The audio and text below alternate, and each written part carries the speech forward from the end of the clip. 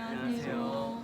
네, 안녕하세요. 저희는 법학특론 한동대학교 수업에서 이제 여러분들께 인공지능과 법과 관련해서 말씀을 드리려고 하는 법학특론 발표 몇 조죠? 몇 조는 없습니다. 네.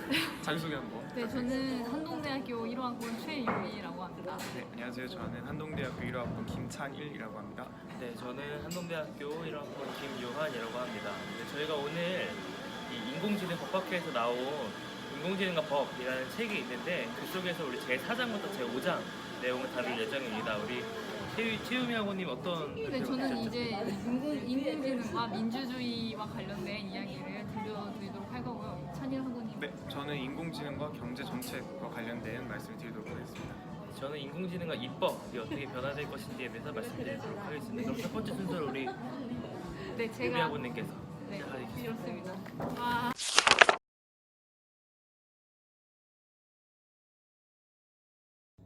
네, 저는 인공지능과 민주주의 파트를 맡게 된 최유미라고 합니다. 여러분, 인공지능을 법과 관련지어 논의하는 중요 쟁점 중 하나는요, 근대사회 이후 지속적으로 발전되어 온 이 자유라는 관념이 어떻게 변화하고 또 실현될 수 있을지에 대한 것입니다. 특별히 우리는 여기서 인공지능의 활용이 보편화되었을 때 과연 사회와 시민의 자유는 신장될 수 있을 것인가, 아니면 상대적으로 제약을 받을 수밖에 없을 것인가 라는 질문을 던져볼 수 있는데요. 이를 조금 더 구체적으로 민주주의의 실현과 연관지어 생각해 보도록 하겠습니다. 민주주의와 인공지능의 관계에 있어서의 핵심 키워드는 알고크러시인데요. 이는 기계의 지배를 의미하는 것으로 인간의 판단이 기계의 판단에 예속되는 것입니다. 일례로 뉴스피드를 생각해 볼 수 있는데요. 인터넷상에 뉴스 콘텐츠를 제공하는 알고리즘이 기사의 배열을 어떻게 하느냐, 우선순위를 어떻게 설정하느냐에 따라 관련 사실에 대한 인간의 판단 결과는 달라질 수밖에 없습니다. 더 나아가서 이는 선거 시 특정 정치인에 대한 여론 조작의 수단으로도 충분히 악용될 수 있습니다. 그럼 여기서 질문 하나 던지겠습니다. 여러분, 과연 빅데이터 인공지능의 시대에 자유민주주의가 살아남을 수 있을까요? 이 질문에 대해서는 낙관론과 비관론의 상반된 견해가 존재하는데요. 먼저 낙관론은 인공지능의 발달이 현재 대의민주주의의 문제를 극복하고 시민들이 정치에 적극 참여하여 민주주의를 회복하는 데 도움이 될 수 있다고 주장합니다. 더 구체적인 주장은 다음과 같습니다. 첫째로 인공지능은 시민들의 자기결정권을 강화하는 데 도움을 주어 이 정치에 대한 수동성을 극복하게 합니다. 인공지능은 시민들에게 실시간 및 다양한 정보를 제공하여 정부와 민간 사이에 있는 이 정보의 비대칭성과 또 지능의 비대칭성을 제거함으로써 국민들이 실질적인 주권자로서의 역할을 할 수 있게 도와줍니다. 둘째로 인공지능은 시민의 집단적 정치 참여를 유도할 수 있는 소프트웨어와 정책을 가능하게 합니다. 여기서는 데모크라시 OS라는 이름의 오픈소스 소프트웨어를 이용하여 각종 정책에 관한 시민들의 의견을 손쉽게 수집하고 정부와 소통하는 것을 예로 들어볼 수 있는데요. 부에노스 아이레스에서는 시민들이 데모크라시 OS를 통해 400개가 넘는 법안을 제안하였고 이 중 16개의 법안이 공식적인 법안으로 상정되었다고 합니다. 마지막으로 인공지능은 정치의 공정성을 증진시킵니다. 인공지능이 실시간 정보 분석을 통하여 정치체계에 발생하는 오류와 부정부패를 즉시 확인할 수 있고 선거를 포함해 정치부패의 고비용 정치를 개선할 수 있습니다. 또한 이는 미국에 사는 이민자들 등과 같은 의사소통 소외계층의 의견 수렴에 도움을 주어 그들 또한 정치에 참여하며 이 영향력을 발휘할 수 있도록 도와줍니다. 이상으로 인공지능의 낙관론적 입장이었고요. 비관론적인 입장은 다음과 같습니다. 첫 번째로는 시민에 대한 감시와 통제의 강화입니다. 중국을 예로 한번 들어봅시다. 현재 중국은 안면인식, 음성인식, 또 보행인식 등과 같은 다양한 기술을 통하여 감시 통제 시스템을 구축하고 있는데요. 중국의 공안들은 스마트 안경이란 걸 씀으로써 국민들에 대한 정보를 얻고 이를 통제 수단으로 활용하고 있습니다. 인공지능이 독재와 만나면 집중식 처리 방법에 최적화됨으로써 감시와 정치적 통제를 더 효율적으로 수행할 수 있게 돕는 것입니다. 두 번째로는 불평등과 사회적 차별의 악화를 들 수 있습니다. 인공지능의 알고리즘은 그 기반으로 사용되는 데이터 안에 있는 편향성 때문에 사회적인 불평등과 차별을 더욱더 악화시킬 수 있는데요. 이는 인간 사회의 편협적인 데이터에 반영된 인종, 성별, 나이, 소득과 같은 특성에 따라 차별을 생산하는 등의 심각한 사회 문제를 야기하고 정치적 담론의 질을 침해하는 결과를 가져오게 됩니다. 세 번째로 인공지능은 대중의 생각과 여론을 조작하여 사회의 신뢰와 통합을 저해할 수 있습니다. 즉 정부나 특정 기관이 개인의 심리, 태도, 행동 등을 파악하며 간접적으로 행위를 유도하는 방식을 통해 시민들을 통제하고 또 그들의 주체적인 자기결정권을 침해할 수 있습니다. 제가 서두에 말씀드렸던 선거 여론조작을 하나의 예로 생각하시면 되겠습니다. 마지막으로는 데이터 독점을 들 수 있습니다. 고대엔 땅이, 근대엔 기계가, 이제는 데이터가 이익 창출의 수단이자 가장 중요한 자산이 되어가고 있습니다. 따라서 지금의 정치는 이 데이터의 흐름을 통제하기 위한 투쟁이 되어가고 있는데요. 지금 시대의 독재는 많은 데이터가 정부나 소규모 엘리트의 손에 집중되는 것을 의미한다고 볼 수 있겠습니다. 네, 여러분, 이상으로 인공지능 시대의 자유민주주의가 과연 살아남을 수 있을 것인가에 대한 낙관론과 비관론적 입장에 대해 설명드렸는데요. 이 시점에서 초반에 던진 질문을 다시 한번 나누겠습니다. 여러분, 과연 인공지능의 발전은 디지털 독재, 디지털 전체주의를 등장시키며 현대 대의민주주의를 퇴보시키게 될까요? 아니면 되려 현대 대의민주주의의 문제점들을 극복하고 시민들이 정치에 적극 참여할 수 있도록 하여 이 민주주의를 더욱더 보완하고 발전시키는 역할을 하게 될까요? 4차 산업혁명 시대와 자유민주주의 사회를 함께 살아가는 우리들이 한 번쯤 생각해볼 주제인 것 같습니다. 바로 결론이 날 수 있는 문제는 아니지만 위에서 설명드린 낙관론과 비관론의 입장을 잘 비교해보시고 나름의 현명한 답을 찾아 나가셨으면 좋겠습니다.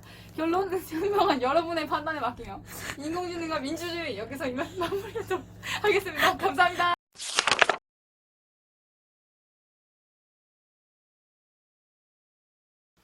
네, 안녕하세요. 저는 인공지능과 입법 실무에 대해서 말씀을 드리겠습니다. 서두에 있어서 먼저 드리고 싶은 말씀이 있는데요. 작년 8월에 이제 인공지능 법학회에서 주최를 한 알파로 경진대회라는 것이 있었어요. 거기서 이제 여러 사람들의 가정된 미성년자 근로계약서를 보고서 어떤 것들이 문제되어 있는지를 살펴보는 누가 먼저 많은 것을 찾아내고 정확하게 찾아내는지에 대한 경진대회였는데요. 총 참가팀 10팀이었습니다. 알파로우랑 그 다음에 변호사가 한 팀이었던 팀이 두 개 팀이 있었고, 그 다음에 알파로우랑 물리학 전공자가 한 팀, 또 변호사 2명으로 이루어진 팀이 이제 7팀이 있었는데, 놀랍게도 블라인드 채점 결과 1, 2, 3등 모두 인공지능이 포함된 팀이 차지를 했습니다. 특히나 놀라운 것은 3등인 팀이 이제 인공지능과 물리학 전공자가 한 팀이었다는 점인데요. 더 놀라운 것은 이 3등 팀이 107점을 차지를 했는데 변호사 2명으로 이루어진 4등을 차지한 팀이 61점이었다는 것입니다.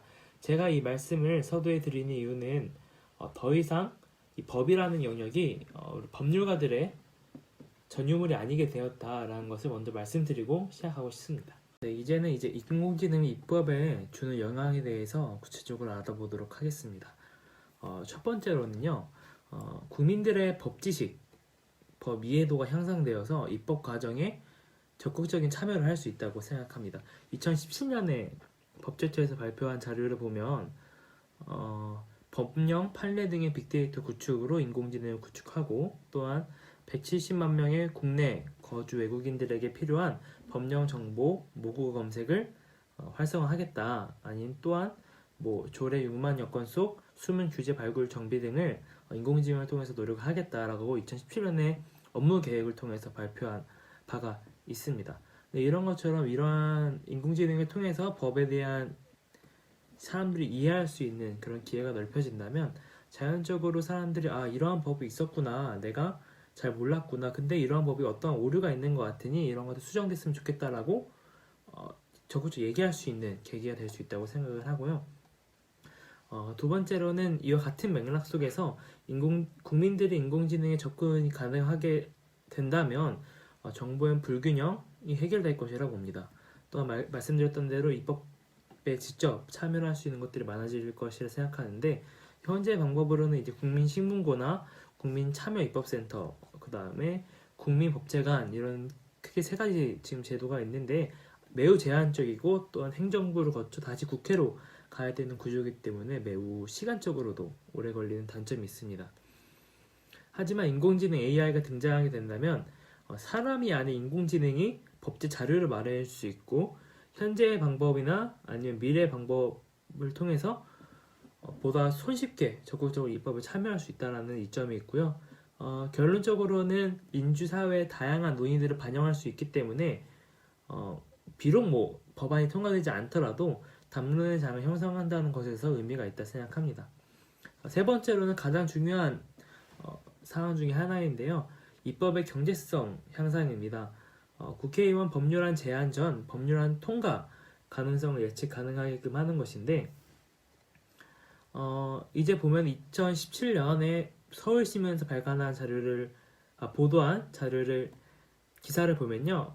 나의 박사 팀이라는 사람이 입법 공공정보 공유 시스템에서 미국에서 상원 103차 회기부터 113차 회기까지 입법 데이터를 분석을 했습니다.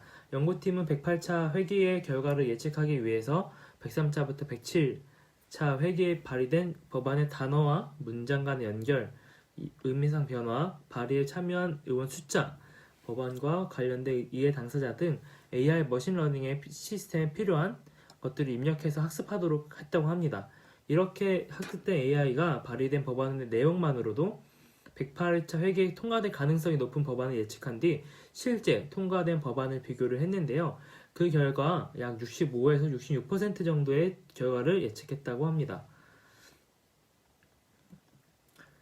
이렇게 된다면 이제 국회의원들이 법안을 발의하기 전에 예측한 결과를 통해서 법률안을 수정할 상정이 가능하게 되고요. 또한 지나치게 가능성이 낮은 경우 발의를 포기할 수도 있게 됩니다. 또한 인공지능이 뭔가 법률 통과 가능성이 낮게 본 법안을 지속적으로 발의할 경우 여론을 의식하기 때문에 입법 경제성에도 충분히 이바지할 수 있다고 생각을 하고요. 또한 법제사법위원회나 정부나 아니면 국회의장, 상임위원회 각 곳곳에 이제 법률안이 통과되기까지 필요한 그 과정 속에서 법률안에 대한 신속한 판단이 가능할 수 있다고 생각을 합니다. 더불어 법제실의 업무, 과정 문제도 해결할 수 있다고 생각을 하고요. 하지만 이런 것들이 인간이 인공지능의 눈치를 보게 되는 상황이 발생할 수 있다는 점, 또한 언론에 편중된 데이터를 인공지능이 활용할 경우 불합리한 법안만 생산될 수 있다는 점, 인공지능에만 의존하여 국회의원이 의정활동에 소홀할 수 있다는 점이 부정적인 영향으로 예상이 됩니다.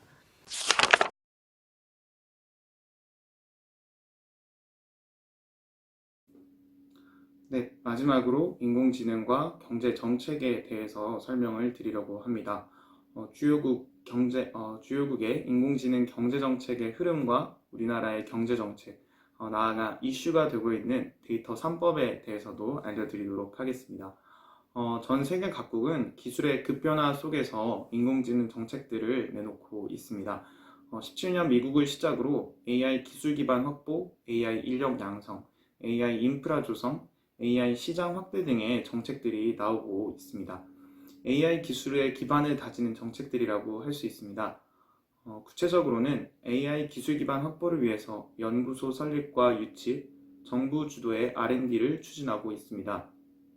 인력 양성을 위한 다양한 교육과 인력 양성 시스템을 구축하고 있고요. AI 인프라를 위해서 공공 데이터와 민간 데이터를 활성화하는 데에 집중을 하고 있습니다.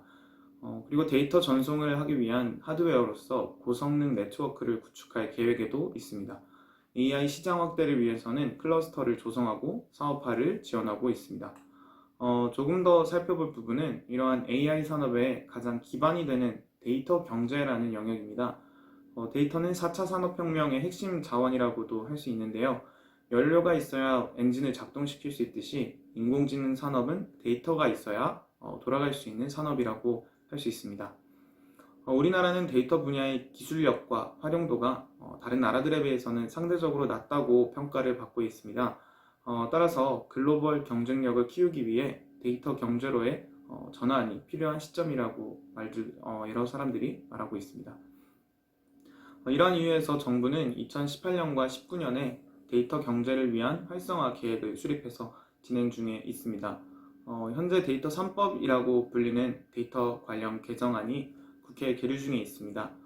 이 법안은 데이터 경제로의 전환을 위한 법안이라고 할 수 있습니다. 정보통신망 이용 촉진 및 정보 보호 등에 관한 법률, 그리고 신용정보의 이용 및 보호에 관한 법률, 마지막으로 개인정보보호법, 이 세 가지 법을 수정하여 데이터 활용도를 높이는 것이 이 법의 주요 골자라고 할 수 있습니다. 손실이 적으면서도 누구의 정보인지는 특정할 수 없는 방식의 개념인 가명정보라는 개념을 활용해서 인공지능 산업의 근간이 되는 데이터 경제를 활성화하려는 그러한 목적을 가지고 있습니다. 이상으로 인공지능 경제정책에 대한 설명을 모두 마치도록 하겠습니다. 네, 이상 저희 부족한 발표 들어주셔서 감사합니다. 안녕.